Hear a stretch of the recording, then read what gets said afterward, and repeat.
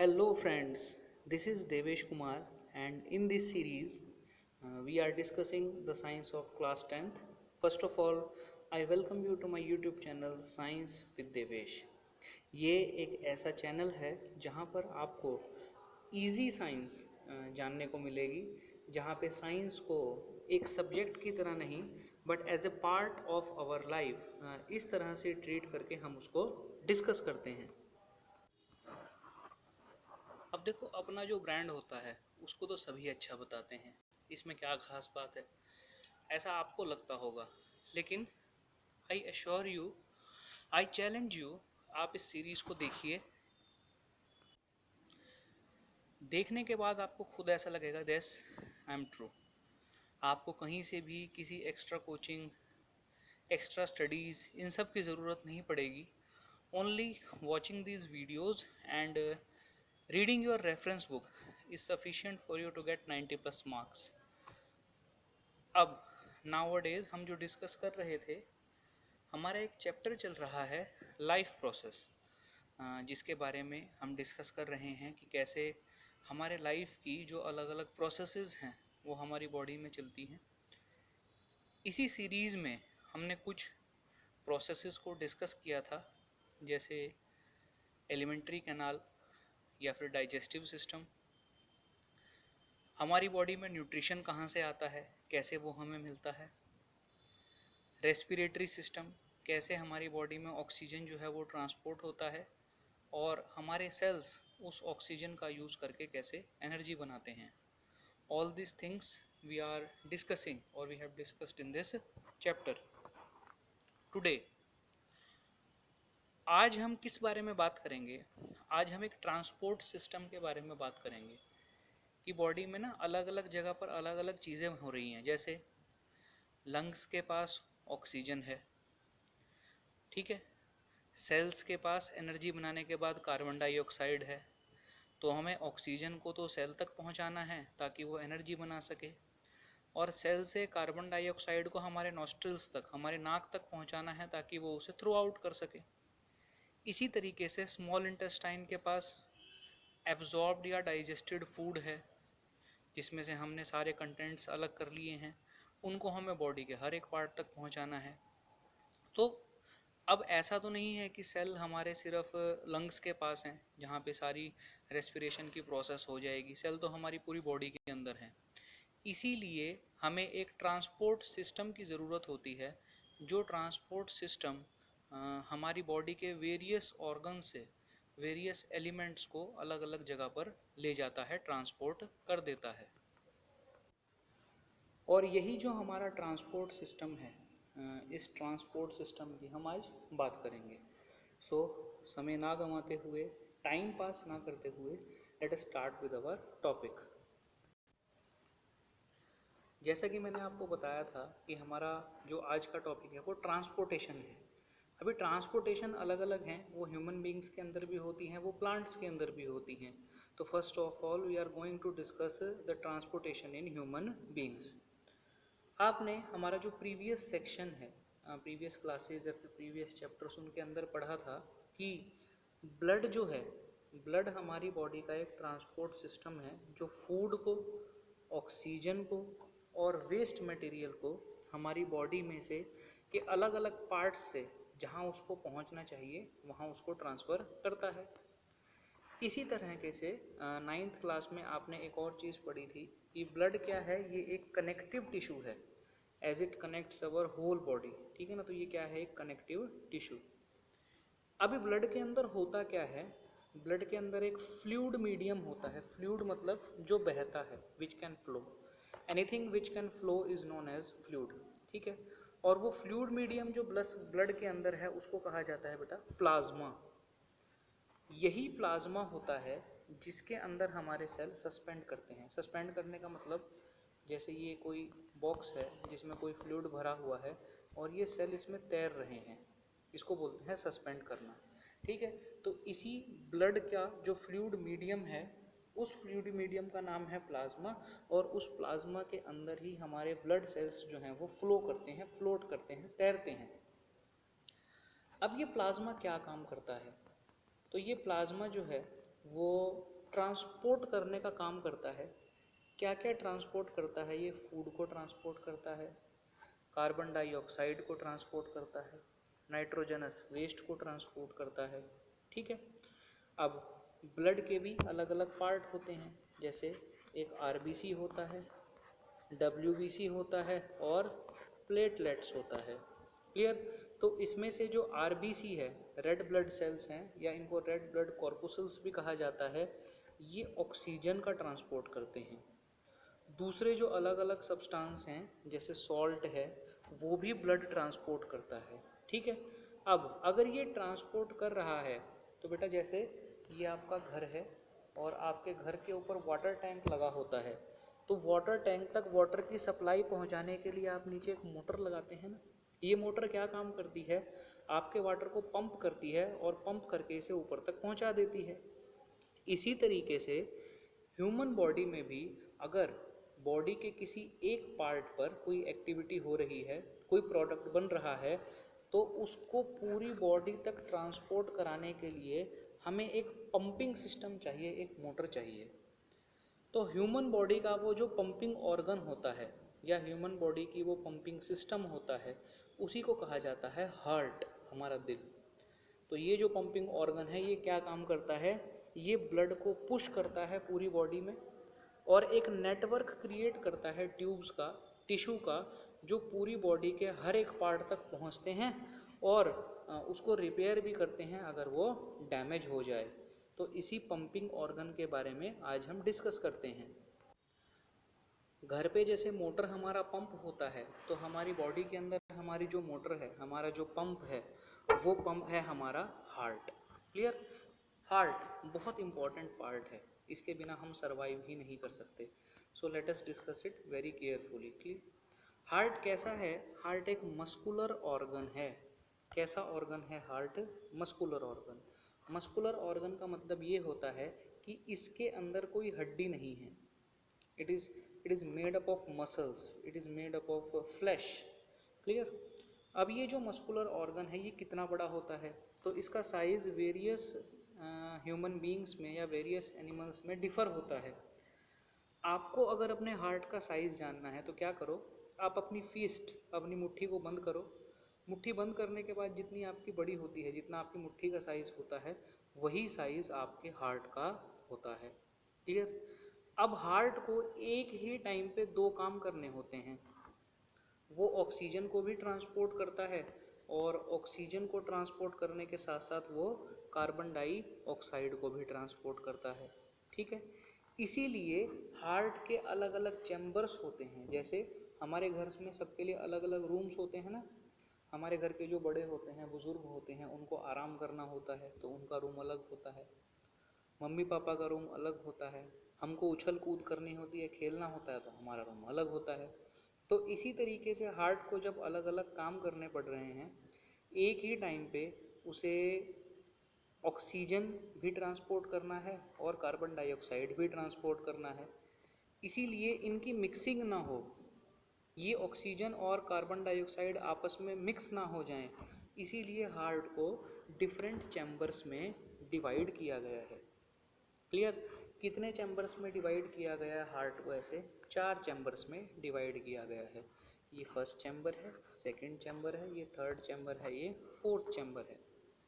और human beings को इसीलिए कहा जाता है कि ह्यूमन बींग्स के पास कितने चैम्बर्स वाला हार्ट होता है, तो हम कहते हैं it has 4 chambered heart. Clear? अब हार्ट को दो काम एक साथ करने हैं। नंबर 1, ऑक्सीजन को पूरी बॉडी में ट्रांसपोर्ट करना है। क्लियर?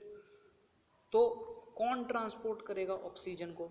ये बात हम जानते हैं कि ऑक्सीजन को ट्रांसपोर्ट करने का काम करेगा ब्लड।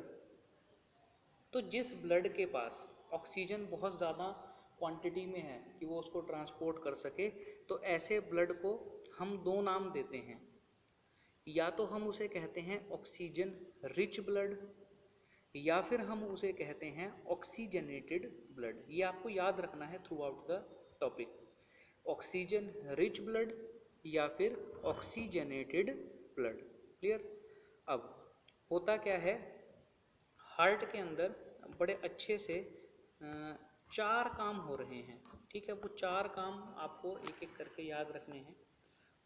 पहला काम क्या हो रहा है, जो ऑक्सीजनेटेड ब्लड है, मतलब जिस ब्लड के अंदर ऑक्सीजन ज़्यादा क्वांटिटी में है, उसको हार्ट से कहाँ ट्रांसपोर्ट किया जा रहा है, पूरी बॉडी के पास। क्लियर। अब ये ऑक्सीजन वाला ब्लड आया कहाँ से, तो आपको पता है कि लंग्स जो हैं, लंग्स में एल्वियोली जो है वो गैसेस के एक्सचेंज का काम करती हैं, ठीक है। तो ऑक्सीजनेटेड ब्लड को लंग्स से कहाँ तक लेकर जाना है, हार्ट तक। ये दूसरा काम। तो ये दो काम एक साथ चल रहे हैं। ऑक्सीजनेटेड ब्लड पहले लंग्स से हार्ट में भी आ रहा है और हार्ट से पूरी बॉडी में भी जा रहा है। क्लियर। इसके साथ साथ एक काम और हो रहा है, पूरी बॉडी के अंदर सेल जब एनर्जी बना लेता है तो एनर्जी बनाने के बाद वो वेस्ट मटेरियल की तरह कार्बन डाइऑक्साइड को थ्रो आउट करता है। अब हार्ट को एक काम और करना है। क्या काम करना है, पूरी बॉडी में से कार्बन डाइऑक्साइड को इकट्ठा करके कहाँ लेकर जाना है, हार्ट के पास। ब्लड क्या करेगा, पूरी बॉडी में से कार्बन डाइऑक्साइड कलेक्ट करेगा और उसे कहाँ ले जाएगा, हार्ट के पास। अब हमें क्या करना है, अब इस कार्बन डाइऑक्साइड वाले ब्लड को हार्ट अपने पास तो रखेगा नहीं, इसीलिए चौथा काम क्या होता है, इस ब्लड को हार्ट से किसके पास भेज दिया जाता है, लंग्स के पास। क्लियर। ये चार काम आपको याद रखने हैं क्योंकि यही चार काम हार्ट कर रहा है। क्लियर। वो लंग्स से ऑक्सीजनेटेड ब्लड को भी मंगवा रहा है, वो हार्ट से पूरी बॉडी को ऑक्सीजनेटेड ब्लड भेज रहा है। दूसरा काम वो क्या कर रहा है, पूरी बॉडी से डीऑक्सीजनेटेड ब्लड या फिर ऐसा ब्लड जिसके पास कार्बन डाइऑक्साइड ज़्यादा है और ऑक्सीजन की कमी है, उसको कहा जाता है डीऑक्सीजनेटेड ब्लड। तो डीऑक्सीजनेटेड ब्लड को पूरी बॉडी से हार्ट के पास लेकर आ रहा है और हार्ट से उसको कहाँ भेज रहा है, लंग्स के पास। क्लियर। ये चार काम किसको करने हैं, हमारे हार्ट को। और ऐसा नहीं है कि पहले एक काम होता है फिर दूसरा फिर तीसरा फिर चौथा, ना, चारों के चारों काम एक साथ हो रहे हैं एट द सेम टाइम। इसी समय पर हमको ये भी ध्यान रखना है कि जो ऑक्सीजनेटेड ब्लड है वो डीऑक्सीजनेटेड ब्लड के साथ मिक्स ना हो जाए। अगर ऐसा होगा तो हमारी बॉडी में ऑक्सीजन की कमी हो जाएगी।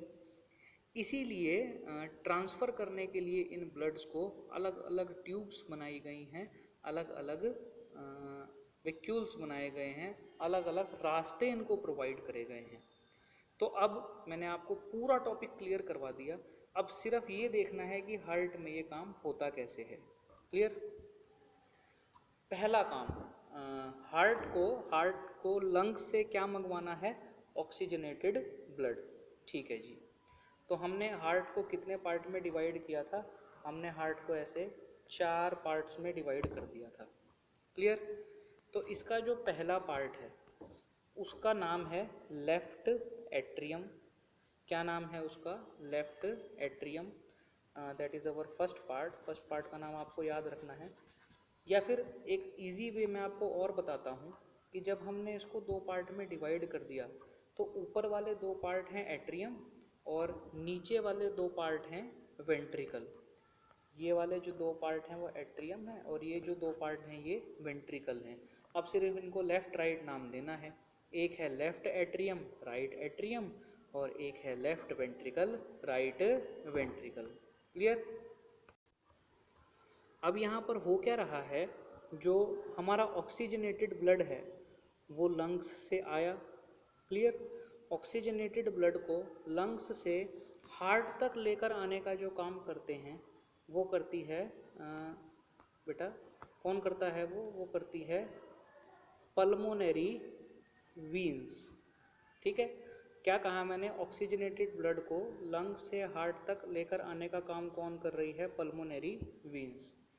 इसने क्या किया, पल्मोनरी वीन्स के थ्रू जो ऑक्सीजनेटेड ब्लड था वो यहाँ आ गया राइट एट्रियम में, लेफ़्ट एट्रियम में। लेफ़्ट एट्रियम में जब वो ब्लड भर जाएगा तो ये वॉल्व्स हैं यहाँ पर, ये वॉल्व्स जो हैं ये इधर इधर जाके ओपन हो जाएंगे और ये वॉल्स ओपन होने के बाद वो ब्लड जो है वो लेफ्ट एट्रियम से लेफ्ट वेंट्रिकल में आ जाएगा। क्लियर?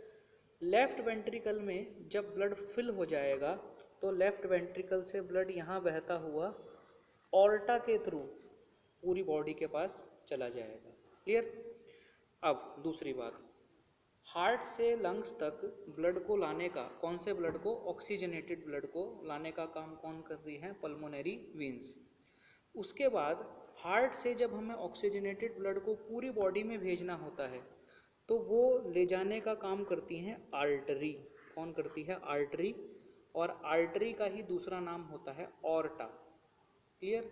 दो काम हमारे हो गए, हमने ऑक्सीजनेटेड ब्लड को लंग से मंगवा भी लिया और पूरी बॉडी में ट्रांसफ़र भी कर दिया। उसके बाद क्या होता है? अब बारी आती है कार्बन डाइऑक्साइड रिच ब्लड की। अब कार्बन डाइऑक्साइड वाला ब्लड कहाँ है? तो वो पूरी बॉडी के पास है, पूरी बॉडी के पास। तो पूरी बॉडी से ब्लड जो है वो कार्बन डाइऑक्साइड को इकट्ठा करता है और इकट्ठा करने के बाद उसे कहाँ ले आता है? यहाँ ले आता है। ये क्या है? वीन्स। वीन्स, और इसी का दूसरा नाम है वेना केवा। ठीक है, वीना केवा। अब मैं अगर तुमसे एक सवाल पूछूं कि डीऑक्सीजनेटेड ब्लड को पूरी बॉडी से हार्ट तक लाने का काम कौन करता है? तुम मुझे आंसर दोगे सर, वेन्स करती हैं। वेन्स का दूसरा नाम क्या है? वीना केवा। क्लियर? अब यहाँ क्या होगा? यहाँ पर भी ब्लड फिल हो जाएगा। फिल होने के बाद वो राइट एट्रियम से राइट वेंट्रिकल में नीचे चला जाएगा। क्लियर? ये राइट वेंट्रिकल भी जब भर जाएगा तो यहाँ से ब्लड इधर निकल जाएगा। ठीक है, और अब क्या होगा? अब हार्ट का चौथा काम होगा, वो इस डीऑक्सीजनेटेड ब्लड को हार्ट से कहाँ भेज देगा? लंग्स में भेज देगा। क्लियर? अब ब्लड को, डीऑक्सीजनेटेड ब्लड को बॉडी से हार्ट तक लाने का काम कौन करता है? वेन्स करती हैं। और इसी डीऑक्सीजनेटेड ब्लड को हार्ट से लंग्स तक ले जाने का काम कौन करती हैं? पल्मोनरी आर्टरीज करती हैं। ये आपको बड़े अच्छे तरीके से याद रखना है। इसको याद करने की मैं आपको एक ट्रिक भी बताऊंगा। अब इसकी ट्रिक देखते हैं। ट्रिक क्या है? ट्रिक नहीं है, सिर्फ एक याद रखने का तरीका है। आप ये देखो कि ऑक्सीजनेटेड ब्लड को हार्ट से बॉडी तक कौन ले जा रहा है? तो आप मुझे आंसर करोगे सर, आर्टरीज ले जा रही हैं। कौन ले जा रही हैं? आर्टरीज। इसी तरीके से मैं पूछूंगा कि डीऑक्सीजनेटेड ब्लड को बॉडी से हार्ट तक कौन लेकर आ रहा है? तो यू विल आंसर मी कि सर वीन्स लेकर आ रही हैं। बस लंग्स में हमें बिल्कुल इसका उल्टा कर देना है। कैसे? लंग्स से हार्ट तक क्या आ रहा है? Oxygenated blood. और वैसे ऑक्सीजनेटेड ब्लड किसके अंदर बहता है? आर्टरीज के अंदर। लेकिन लंग्स के केस में वो पल्मोनरी वीन्स में बहेगा, बिल्कुल इसका उल्टा। इसी तरीके से जो डीऑक्सीजनेटेड ब्लड है उसको बॉडी से हार्ट तक लेकर आने का काम कौन कर रहा है? वीन्स। लेकिन हार्ट से लंग्स तक ले जाने का काम कौन करेगा? बिल्कुल इसका उल्टा, आर्टरीज। लेकिन कौन सी आर्टरीज? Pulmonary arteries. इस तरीके से आपको इन्हें याद रखना है। मैं दोबारा आपको एक बार इस हार्ट को रिवाइज करवा देता हूँ। सबसे पहले क्या होगा? ये लेफ्ट एट्रियम में से, किस में से? लेफ्ट एट्रियम में से क्या आएगा? Oxygenated blood. ऑक्सीजनेटेड ब्लड को कौन लेकर आएगा? ऑक्सीजनेटेड ब्लड को लेकर आएंगी पल्मोनरी वीन्स। वैसे ऑक्सीजनेटेड ब्लड कौन कैरी करता है? आर्टरीज। लेकिन अगर लंग्स से आ रहा है तो कौन लेकर आएंगी? Pulmonary veins. फिर ये वॉल्व्स खुल जाएंगे। वॉल्व्स खुलने के बाद ये ब्लड ऐसे नीचे आ जाएगा। कहाँ पर? लेफ्ट वेंट्रिकल में। लेफ्ट वेंट्रिकल से जब भर जाएगा तो ऐसे ऑर्टा के थ्रू ये कहाँ चला जाएगा? पूरी बॉडी में। ये चला गया ऑक्सीजनेटेड ब्लड। तो ब्लड को हार्ट से बॉडी तक ले जाने का काम कौन कर रहा है? ऑर्टा यानी आर्टरीज। उसके बाद जो डीऑक्सीजनेटेड ब्लड है उसको पूरी बॉडी में से इकट्ठा करके हमारे हार्ट तक जो लेकर आने का काम है वो वीन्स करती हैं। वीन्स इसे यहाँ राइट एट्रियम में ले आएंगी। भरने के बाद ये वॉल्व खुल जाएगा।